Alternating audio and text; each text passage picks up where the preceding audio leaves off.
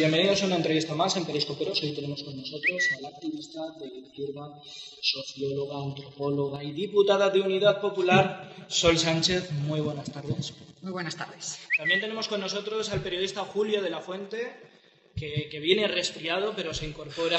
Hola, ¿qué tal? Buenas tardes, amigos de Periscope.com. ¿Qué tal? Un día más, una semana más aquí con vosotros. Bueno, ayer estábamos hablando antes de que había estado en el programa del Objetivo. Tenemos aquí el pacto PSOE-Ciudadanos. Estamos dentro del Congreso de los Diputados para todas las personas que nos estáis viendo a través de Periscope. Y la pregunta es bien sencilla y clara, que es la que se está haciendo mucha gente aquí en España y en todo el mundo. ¿Habrá nuevas elecciones en España? Bueno, me dices aquí en España y en todo el mundo y en el Congreso de los Diputados también nos estamos preguntando lo mismo. Sí. Pues no lo sabemos, esperamos. Vamos a hacer todo lo posible por conseguir un gobierno, en nuestro caso un gobierno de izquierdas progresista, y esperamos que no, pero no se puede descartar nada en el actual estado de las cosas. Vamos a ver, ¿por qué crees que el Partido Socialista ha elegido en estos momentos a Ciudadanos con los que no suma, cuando podía haber elegido pactar con un bloque de izquierdas con vosotros, sobre todo con Podemos, con Compromís, con el apoyo del PNV, que no es de izquierdas precisamente, y con la abstención de los nacionalistas? Ahí sí le salían las cuentas, pero ha preferido pactar con Ciudadanos. ¿Qué lectura saca Sol de esta estrategia? Fíjate, yo lo que voy a hacer es cambiarte la posibilidad.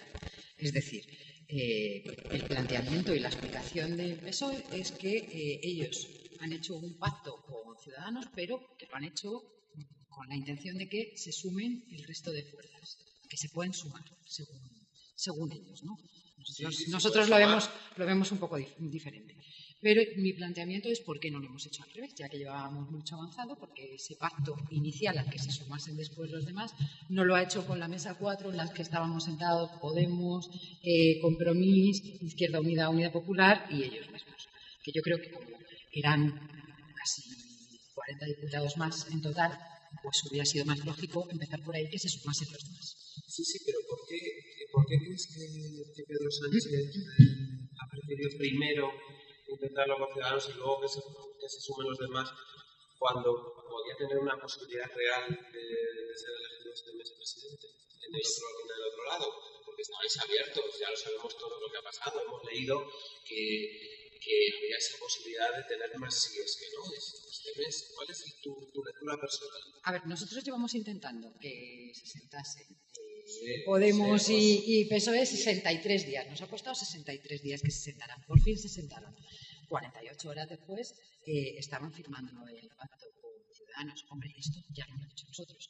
Parece que entre dos posibilidades, que eran elegir los intereses de la mayoría social del país o los intereses del IBEX 35, pues en vez de empezar por la mayoría social del país y ver si los del IBEX 35 cabían por allí de alguna manera, pues creo que lo que, o por lo menos es nuestra interpretación, ¿no? Lo que ha primado han sido los del IBEX 35 y la ciudadanía ya se verá. ¿Del IBEX 35 antes que presiones del propio aparato del Partido Socialista? Bueno, yo no he hablado de presiones, yo he hablado de defensa de intereses. Bueno, en este caso, si ha habido presiones o no del IBEX 35, bueno, yo se lo preguntaría directamente a ellos. Les ha llamado. Bueno, interpretaciones, influencias.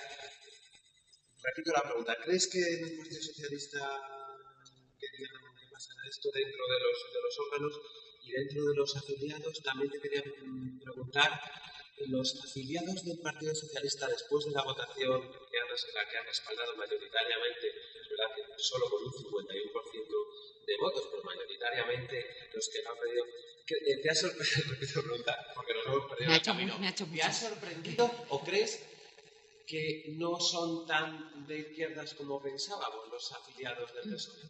Yo estoy convencida de que las bases del PSOE son de izquierdas, tienen una sensibilidad con los problemas sociales, les toquen a ellos o no.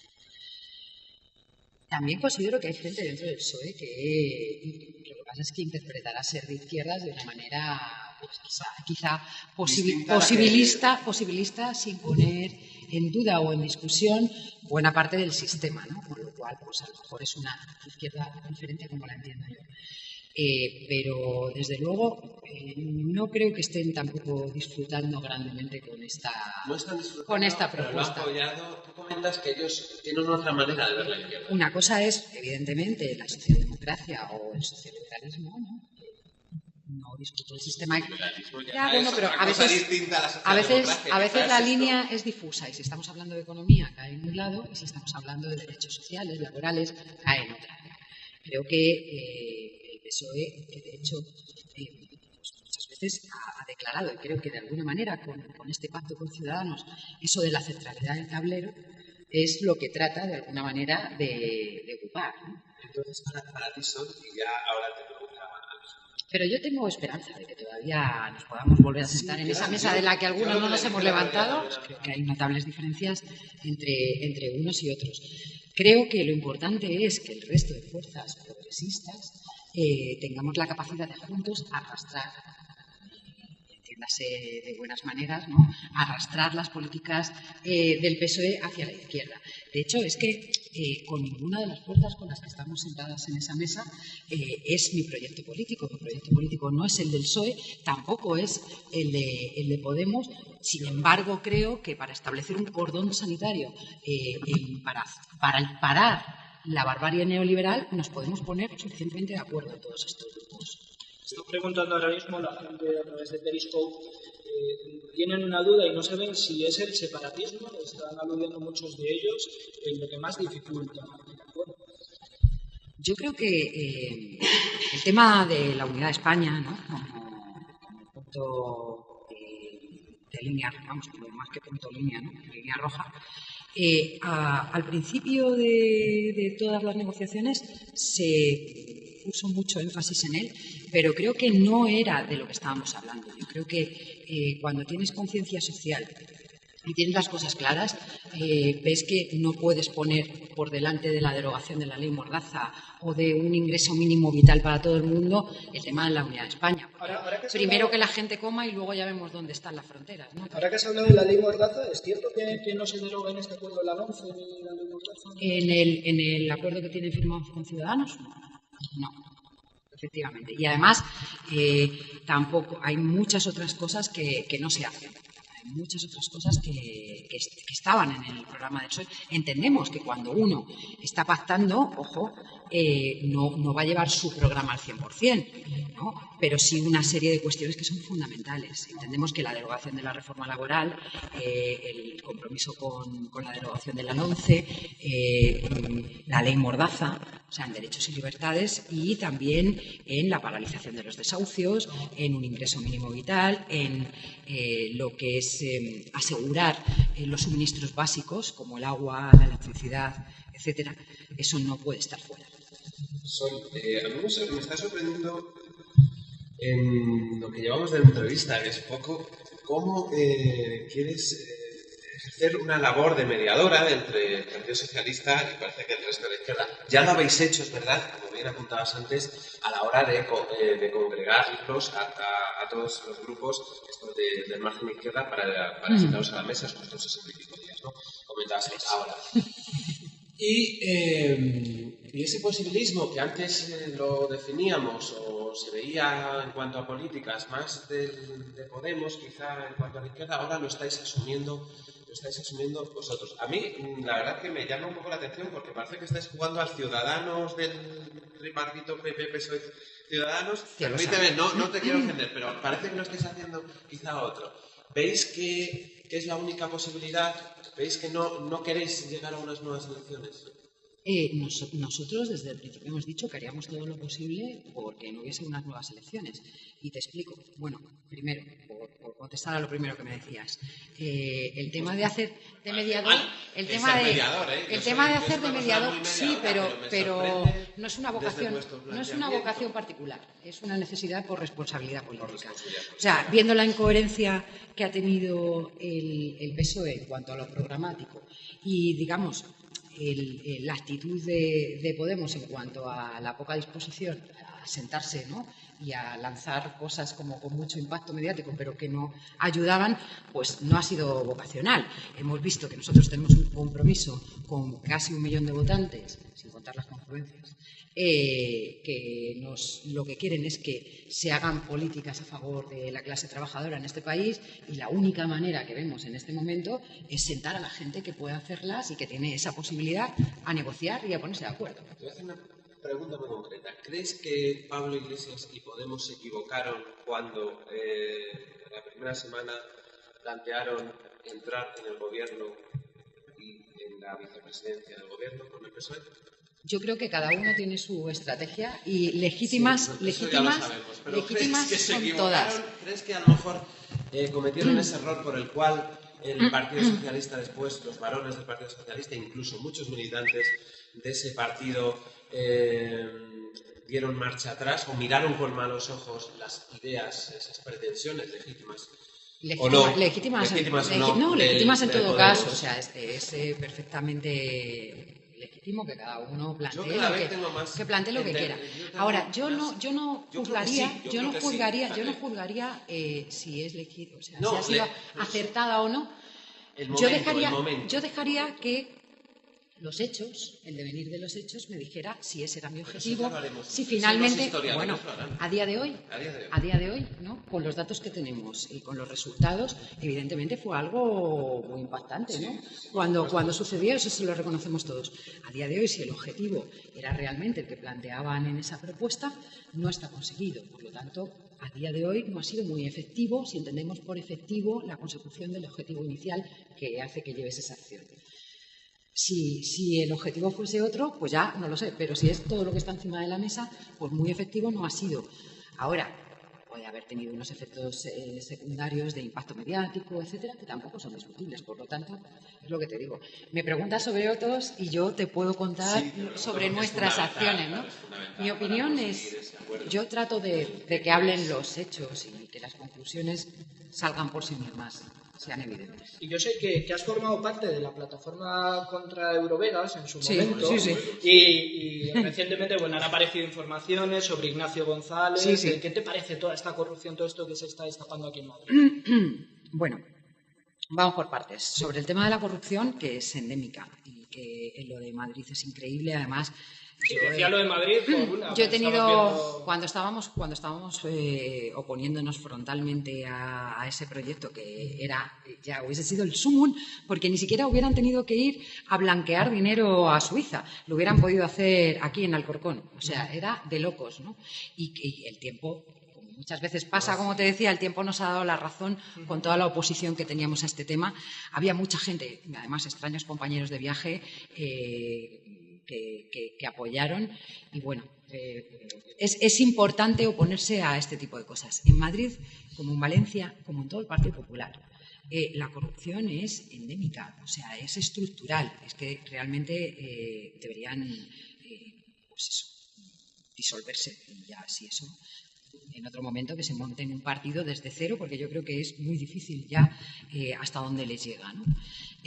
Pero a mí me gustaría, de todas maneras, hacer una distinción, y parece muchas veces en lo que se está comunicando a la gente, y con todo esto de la corrupción, que es la mitad de los noticiarios, ¿no?, con cosas nuevas, pero parece que el problema es solo la corrupción, y la corrupción creo que es un añadido que empeora el resto de problemas. Empeora muchísimo y además da vergüenza. Ya, o sea, llega un momento que dices, te da vergüenza, ¿no?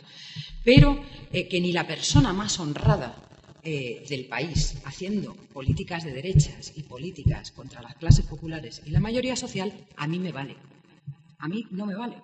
Es decir, aunque sea la persona más honrada y con la moral más intachable, pero si sus políticas son de deprimir todavía más las clases sociales, de menores salarios, de mejorar los beneficios de las empresas y no la de los trabajadores, pues la verdad es que no nos ceguemos con que el único problema que ha habido en este país han sido malos gestores o gestores corruptos, porque no es cierto, ¿no? Creo que es un problema añadido, ¿no?, del tema de la corrupción, que en un momento puede opacar, puede difuminar que hay otros problemas que son de políticas a favor o en contra de los derechos de unos u otros. Y hablando del dinero, también es otra de las preocupaciones que tienen mucha gente en Periscope y que nos transmitían, era el sueldo de los diputados, las dietas y todo esto que cobran los diputados, ¿no? Y parece que, claro, muchos tienen que llegar con una pensión de 600 euros al mes o poco más, tienen que llegar al final de mes, es bastante triste. Pues, luego a lo mejor piensan muchos de ellos, ¿no? Que los políticos no trabajan lo suficiente, pues ya habrás escuchado comentarios de todo tipo al respecto y no sé tu opinión. Pues mi opinión es que lo que no se puede consentir es que haya gente, o sea, porque el otro día discutíamos, ¿no?, sobre esto del complemento salarial y sobre los sueldos que son de miseria. Nadie puede vivir con 600 euros. Hombre, al final se consigue, pero eso no es vivir, es sobrevivir. Entonces, yo creo que los sueldos deben ser razonables por abajo y por arriba. Evidentemente, te puedo asegurar que las personas, el personal de limpieza que limpiaba el despacho del señor Rodrigo Rato, el valor social de su trabajo era muy superior al de este señor desfalcando a lo bestia las arcas públicas y la banca de este país, ¿no? Seguro que no ganaban, no una décima parte, sino más de una centésima parte, ¿no? Creo que todas estas cosas son las que deberían preocuparnos. El sueldo mínimo interprofesional de este país es absurdo, o sea, no se vive con él. Pero es que el problema real es que hay muchísima gente que ni siquiera gana eso. ¿Qué es ATAC? ATAC es una asociación para poner una tasa a las transacciones financieras, ¿vale?, y de ayuda a los ciudadanos. ¿Qué significa esto? Bueno, pues Ignacio Ramonet en el 98 publicó en Le Monde Diplomatique un artículo que fue como un poco el punto de inicio, que se titulaba Desarmar los mercados. Y esto es porque realmente están armados y son peligrosos. Los mercados financieros hace mucho tiempo que son los que dominan no solo la economía, sino de la economía, la parte legal, la política, y lo están comiendo absolutamente todo. Aparte, combatimos algo que llamamos la financiarización de la economía, que es llevar a aspectos que deben estar fuera del mercado, ámbitos que deberían estar fuera del mercado, la lógica de las finanzas. Ejemplos: cuando los servicios públicos, como la sanidad o la educación, entran en la lógica del mercado, en vez de medirse por beneficios sociales, se hacen por beneficios económicos. Nosotros entendemos que al final hasta la vida se pierde su valor específico y se convierte en un mero objeto de comercio. ¿Qué acciones habéis hecho combativas en estos años? Bueno, más destacables a tu juicio. Pues aparte de hacer sobre todo, ¿no?, una labor pedagógica que llamamos educación para la acción, para la movilización ciudadana, pues es que hemos hecho muchas cosas. Llevo 10 años allí. Se han hecho universidades de verano, participamos en todas las... ¿Mayor logro que crees sobre que todo en una acción concreta? Yo creo que el mayor logro... No me digas pero 15, ¿eh? no, pero iba un poco por ahí. Y no, fíjate, realmente es lo de cuando llegó el 15M, ¿no? No el 15M en sí, sino algunas de las cosas que a principios en el 2000, en el 2001, te miraban con cara de, o sea, ¿qué es esto de la dictadura de los mercados? ¿Qué es esto de no sé qué? Y sin embargo, a lo largo de la labor de muchísimo tiempo y de muchísima gente, exactamente,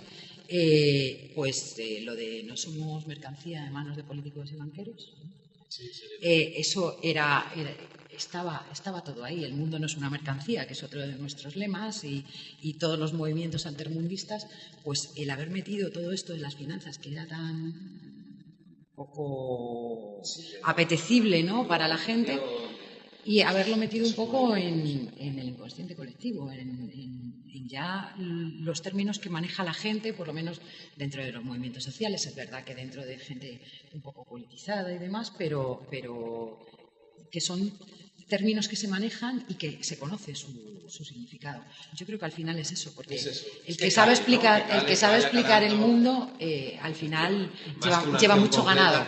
Sí, hombre, hemos hecho muchísimas cosas, pero... Esa percepción vuestra entre la gente entiende qué es lo que está pasando, esa lectura, ¿no? Sí, denunciar además las transacciones financieras. Y vamos concluyendo. Una de las últimas preguntas que queríamos hacer. Hay muchas mujeres que nos están viendo. Sabemos que el 5 de marzo, dentro de nada, esta es una jornada feminista en Ciudad Lineal. Creo que vas a estar de ponente. Y quería saber brevemente tu visión de la mujer en la política a nivel global, a nivel mundial. Yo creo que muy desigual. Sí. Claro.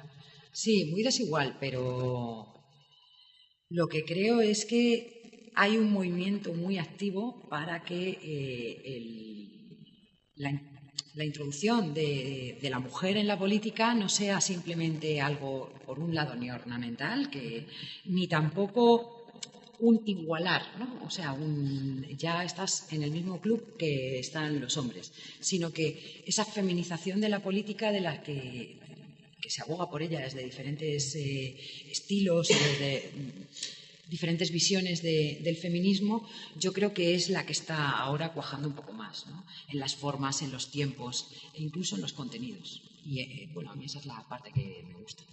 Yo no me voy a despedir sin hacerle una pregunta que yo quiero saber su valoración personal. ¿Habida cuenta de que va a ser muy probable que haya nuevas elecciones? Aunque vosotros vais a hacer todo. Puede haber una sorpresa, Julio, puede haber una sorpresa. Yo quiero decir, ¿eres favorable a ir en una candidatura con Podemos de Unidad Popular de verdad o más amplia de lo que hubo el 20 de diciembre? Tú fíjate. Porque parece que la calle lo pide. Tú fíjate cómo me has planteado la pregunta. Sí. Y ya te digo, las palabras nunca son neutrales ni inocentes. Nunca, pero yo ¿Estás dispuesta a ir en una candidatura de Podemos de Unidad Popular? Bueno, lo has dicho tal cual. Pues a lo mejor me he equivocado. Entonces, ya, pero ambos dos. ¿Sabes qué sucede? Que esa equivocación se da de forma muy habitual. Yo creo que en el momento...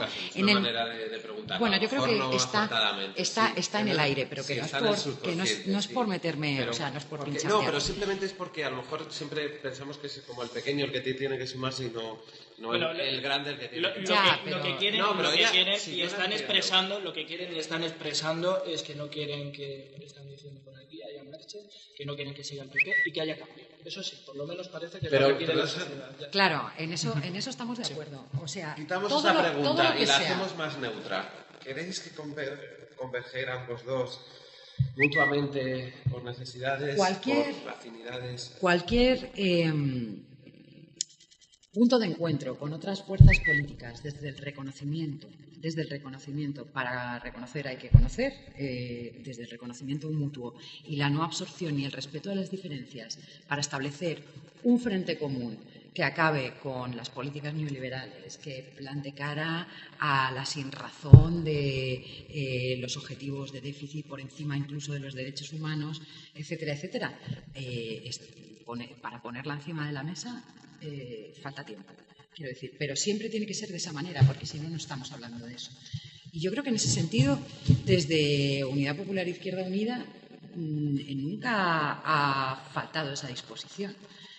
Si la hay en otros grupos políticos, nos encontraremos en el camino. Los historiadores siempre dirán, el 20 de diciembre, o no, pero dentro de unos años, el 20 de diciembre hubo esa posibilidad, finalmente no se llevó a cabo, pero ambos sumaron más que el Partido Socialista.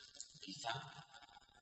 Ya lo veremos, incógnita. Se puede arreglar, lo veremos. Queremos acabar la entrevista, eso sí, obsequiando Sol Sánchez con nuestra taza, ya sabéis, de periscoperos. ¿Y Sol, tu relación con Periscope? ¿Cómo? Pues de momento estás. O sea, pues te animamos a que te sumes. No ha estado mal para ser la primera vez. Sabemos que estás en Twitter, por eso es una herramienta más asociada a Twitter.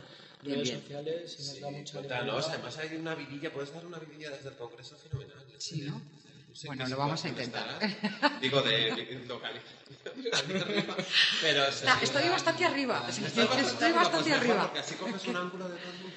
Bueno, igual empezamos a intentar explorar esa posibilidad mañana a las 4:30. Bueno, pues mañana, ya sabéis, a las 4:30, investidura aquí en el Congreso. Bueno, ya veremos la sesión. Muchísimas gracias, Sol, de verdad, por recibirnos. A vosotros por Gracias, venir. Muchísima suerte. Y gracias a todos vosotros por conectaros. Muchísimas gracias. Hasta luego. Chao. América.